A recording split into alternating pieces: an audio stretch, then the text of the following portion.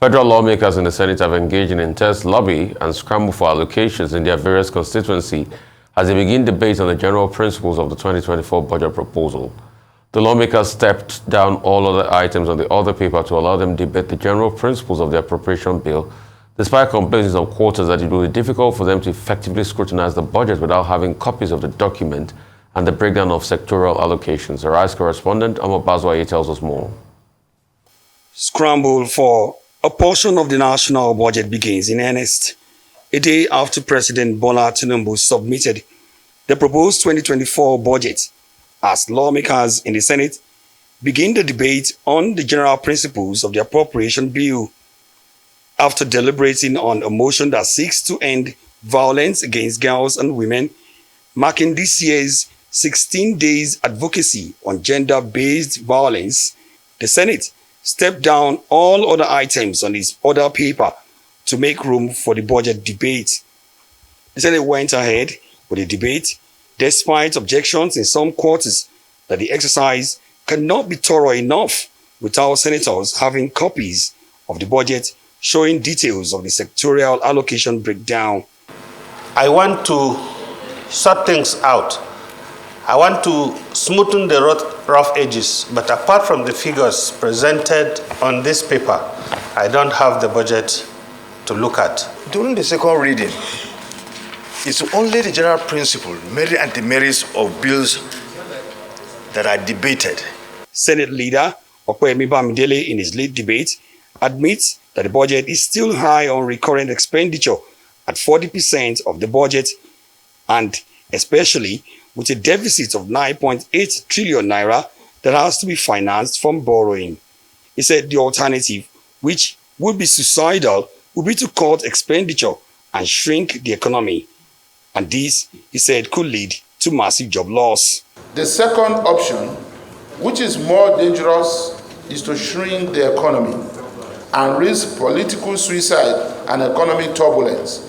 13 senators were billed to speak on the budget on the first day of the special session, with many of them lobbying strongly for allocations to critical infrastructure in their senatorial districts.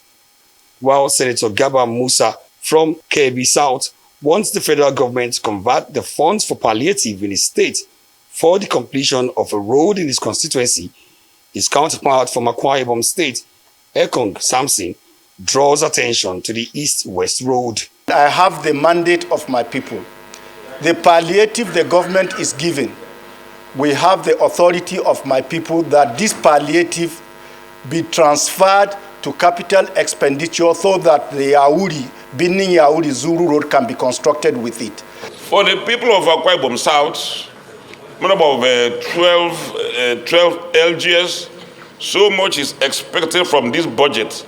This was our Senator Natasha Akpoti Uduaha. Kogi Central wants resources channeled to improve infrastructure in education and healthcare for our people. It would interest this House to note that in terms of need and whenever there are security calls, policemen and DSS officials get to the situation spots on Okadas. Speaking for Kogi Central, distinguished Senator Karimi, you may as well speak for Kogi West. There were, however, a few concerns about the exchange rate of 750 naira to $1 and the timeline for the lawmakers to complete work on the budget.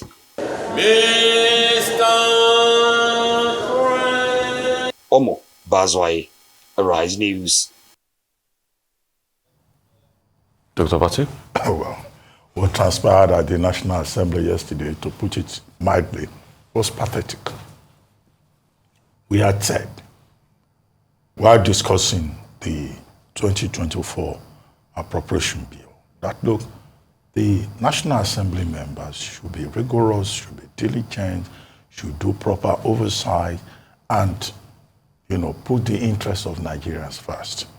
But the long and short of that report that has just been aired is that members of the Senate yesterday were more interested in their own personal interest. First, the debate that took place. At least two senators, the senator from Nasarawa and the senator from Adamawa, I think Senator Yaro is the one from Adamawa, made the point that, look, without the budget details, that there was no point going ahead. That what you have, okay, you want to discuss principles. Why not wait till the fiscal document is provided so that, we can do line-by-line item analysis, within the Senate. But the two gentlemen were overruled by the Deputy Senate President, invoking what they call is Rule 79 or Rule 69, and that on the basis of that, they have enough that it takes to proceed with a debate of the budget as presented.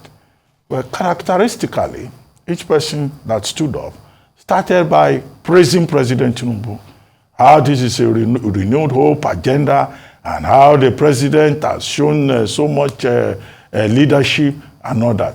The same sycophancy that we were condemning on this program just yesterday about the playing of a song in honor of the president. And we try to remind the senators, that that National Assembly is not a place for sycophancy. It's a place for serious work. Well, yesterday they didn't play the Song of Allegiance, but they sang the praises of the president. And then when the debate proper began, as determined by the Senate leadership, most of the senators were talking about palliatives being converted to capital projects in their constituencies. And one senator said, we will sort ourselves out. I think that must have been Senator Gandoki. He said, well, don't worry, just convert these palliatives to capital projects and let us sort ourselves out. That's not what that budget is all about. And then other senators, one after the other, were saying their constituencies have been neglected and that, there should be special focus on their constituencies. Now, this is how the self-centeredness of our lawmakers, that's how it begins. Is it about constituency projects? Nigerians are talking about big principles. In all the discussions as reported, there was even no debate of principles. It was debate of self-interest. Then, of course, let's go to the House of Representatives, which also began a debate yesterday on the budget appropriation bill for 2024. Now, first, the House leader, Professor Inyobere, he started by praising President Tinubu and saying, oh, this is truly renewed hope. This is what will transform Nigeria. And most of the other speakers just went on this praise singing, one after the other. No, it's not praise singing we're looking for, because they keep giving the indication that, they're just going to pass this budget without even doing any rigorous work. That is the indication. That is the way we see it. And beyond all of that, however, they need to see the fiscal document. And that fiscal document, I will have expected, will be something that the National Assembly members will be asking for. We understand that the president had appealed to them to treat that appropriation bill expeditiously, within 30 days if possible. And the Senate president had promised that they will do so.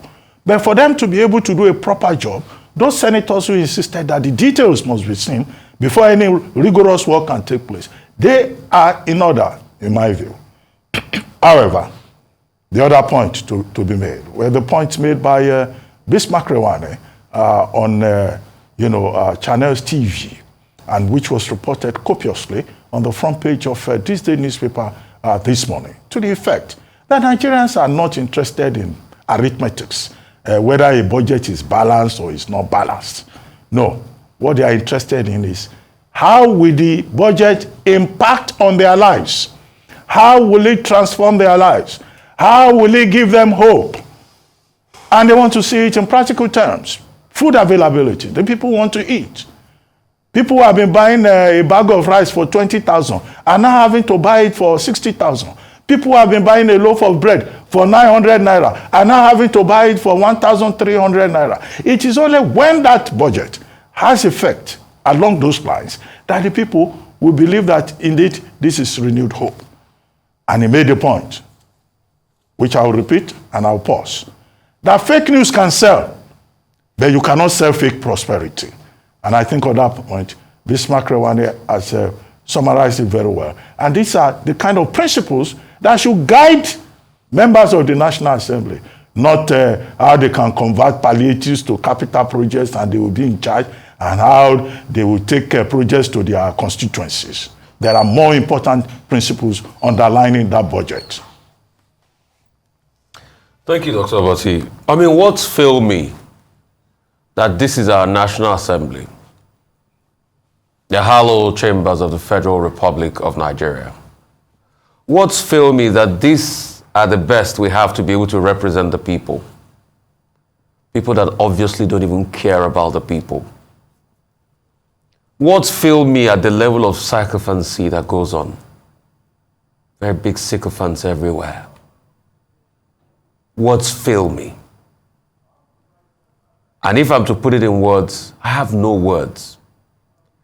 But let me summarize. At this rate, with this level of sycophancy, I think these National Assembly members will probably do a Nazi salute or a canal at this rate, because they must be seen as supporting the president. And Dr. Bati, I thought you said they were going to, these ones can never challenge the president. They are copy and paste. These ones have this National Assembly has no spine to challenge the executive. It's all for their own personal interest. I mean, it's unheard of. How do you consider a budget, an appropriation bill, without the fiscal components, without the items on it? And two lawmakers raised this, they shut them down. So does this look like a National Assembly that has a spine? Nigerians, I'm sure you see the people you voted to represent you for the next 4 years in the National Assembly. All they are concerned about is their own constituency project. But we all know what they do with the constituency project. They loot it. Didn't ICPC reveal that to us a couple of years ago? All the motorcycles and the likes they bought to be able to do their constituency project, were these things not revealed?